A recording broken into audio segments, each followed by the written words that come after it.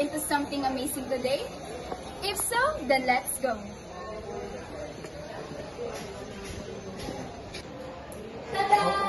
This is our electric fan mock-up design. Electric fan, a very familiar sight in our homes, schools, and even in our offices, has a history that spans over a century and a half.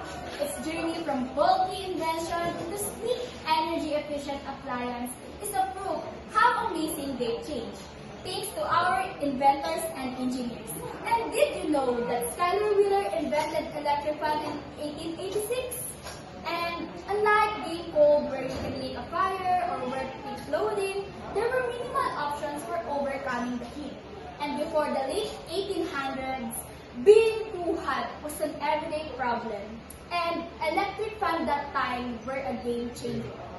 Schuyler Wheeler used a small two-blade personal desk fan that was DC powered. And after his invention, various inventors developed and innovated the electric fans, like Philips Yale for ceiling fans and Willis Carrier for air conditioning that add up features and updates that resembles the type of machineries that we are familiar nowadays. And now, let's find out what are those parts and functions of this electric fan. Thank you, Ms. Abano, for discussing and explaining the introduction and history of electric fan. And now, we're going to talk about the key parts of an electric fan and how they work together to keep us cool. Now, let's dive in. For the first part is the motor. Motor is the heart of the electric fan. It converts electrical energy into mechanical energy, making the fan blades spin and generate airflow. Next one is the selector switch. The selector switch allows you to control the fan speed. You can adjust it to low, medium, or high depending on how much airflow you need. Next one is the capacitor. The capacitor provides an extra boost to the motor, helping it start and maintain steady rotation efficiently. Next one is wires. Wires act as the pathway for electricity to flow from the power source to the motor and other components, ensuring the fan operates smoothly. Next one is the propeller, or we call the fan blades.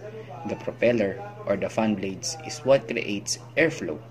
As it spins, it pushes air forward to cool the surrounding area. Next is circuit breaker. The circuit breaker is a safety feature. It automatically cuts off the electrical supply if there's a power surge or short circuit, preventing damage or fire. Next is the terminal block. Terminal block organizes and secures the wiring connections within the fan, ensuring they're properly connected and safe to us. And that's it. These parts work together to make an electric fan functional, efficient, and safe. Next time you switch on a fan, you'll know exactly what's happening inside. And now Mr. Orbeta explaining the wiring connection of an electric fan. And now, i-discuss naman natin is yung wiring connection ng electric fan. Meron tayo ditong plug, yung AC source, meron tayo circuit breaker for line 1 and line 2. Yung line 1 is pupunta sa rotary switch, which is yung common na number 0. Meron tayo ditong 1, 2, and 3, low, medium, and high. Pag switch naman natin sa number 1, yung electricity ng number 1 is pupunta dun sa may motor, then rotate yung fans. Then, pag switch naman natin sa number 2, yung electricity ng number 2 is pupunta sa motor, and rotate naman yung fan ng motor. So, mas malakas siya compared din sa number 1. Then, pag switch naman natin siya sa number 3, which is yung high, then yung electricity ng number 3 pupunta dun sa motor. Then, rotate yung fan, mas malakas siya compared din sa 1 and 2 na switch. Then, meron tayong dalawang wire nanggaling sa motor. Ito yun. Then, yung dalawang wire na yun is connected to capacitor.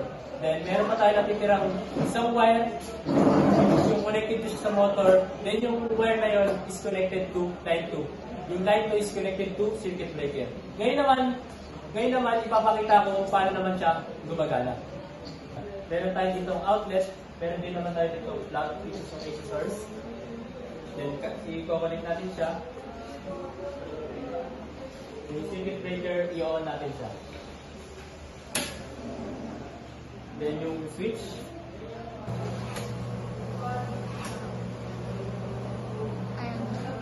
For number 3, this is yung high. For number 2, which is yung mid. And for number 1, which is yung low. Then, i-off naman natin siya, which is yung power. Then now, ayun lang. That's all. Thank you for listening.